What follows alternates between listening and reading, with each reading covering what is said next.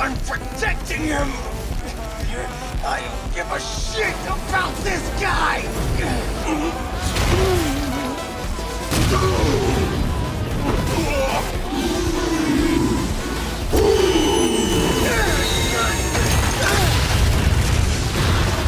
Impatient as a freaking saint! So why haven't I got to cop a single damn thing?!